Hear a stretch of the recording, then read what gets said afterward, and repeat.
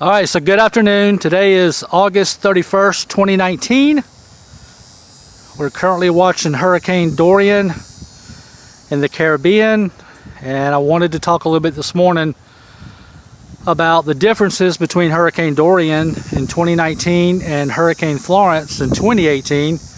I know that a lot of people in the county are concerned about this storm because of what we just came through last year, the impacts that storm had on the area, and the strength, the intensity, the duration, the flooding, the damage.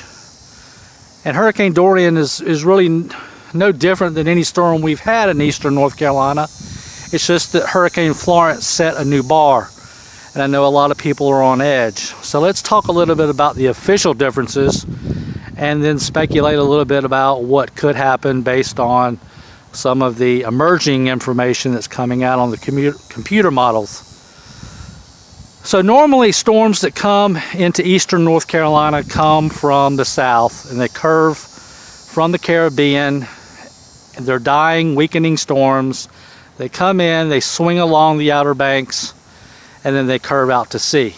And we're always on the left-hand side of the storm, which is considerably weaker than the right and the right upper quadrant of these systems. Hurricane Florence was different in that she came in at a much different angle, putting us on the right-hand side of the storm. Even though we did not officially get the right upper quadrant eye wall, it came close enough to deliver her impacts. In Dorian, as it's currently forecasted on August 31st, it's officially forecasted to hit somewhere between Wilmington, Jacksonville, and Swansboro. And that would certainly put us on the right upper quadrant if it stayed on that current track. Now, information and history and wisdom watching these storms for 30 years, that track is certainly going to change. So the worst case scenario for Dorian is that it stays a Category 2, high Category 2, and it makes landfall around Swansboro, Emerald Isle, and that would put the entire county in the upper right-hand quadrant. Now, it's forecasted to be moving much faster than Hurricane Florence is. There certainly will not be a stall. It will not be a 2-day prolonged event. It'll be moving 6, 7, 8, 9 miles an hour.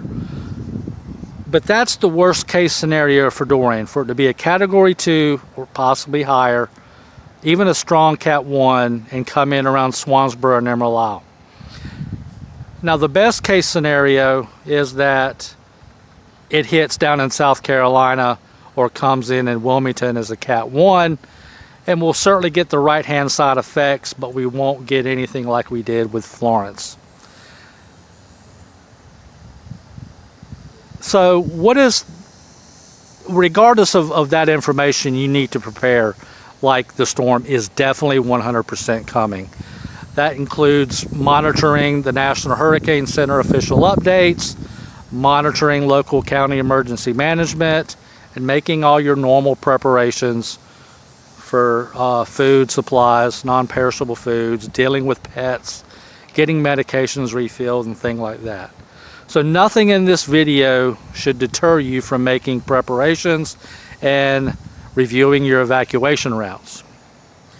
Now, the computer models, as you've noticed, if you've been watching this storm, are shifting from South Florida all the way up to North Carolina in relatively short period of time, just 24 hours.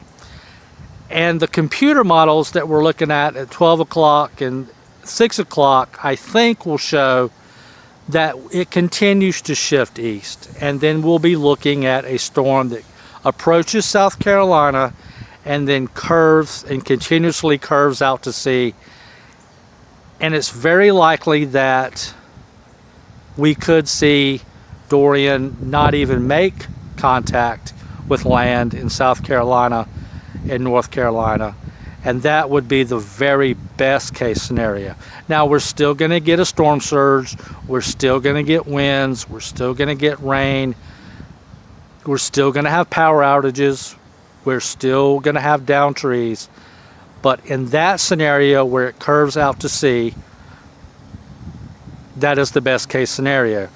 And if you'll visit the link in the video, I'm going to do hourly updates on the storm, the official updates. We're also going to have discussions, and I'm going to give you the information from the computer models on what it looks like down the road.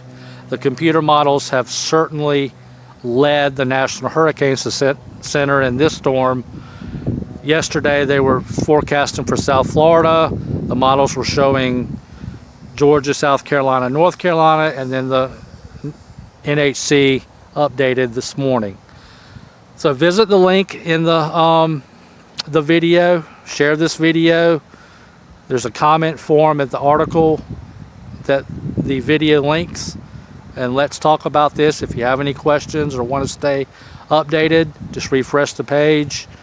Visit the page after each update. Visit us on Twitter, Facebook, and tell us what you think about this storm. Do you think this is going to be anything like Florence? Is it going to be worse than Florence? Is it going to be better than Florence? Right now, we want to hear your thoughts compared to 2 days from now. This storm is not forecasted to even affect Carteret County for another 6 days, so we have plenty of time to prepare, to think about evacuation, to continue to watch and see if, you know, this thing could not even come within 100 miles of Carteret County, or it could come directly overhead. So visit the link and follow us on social media. Tell us what you think.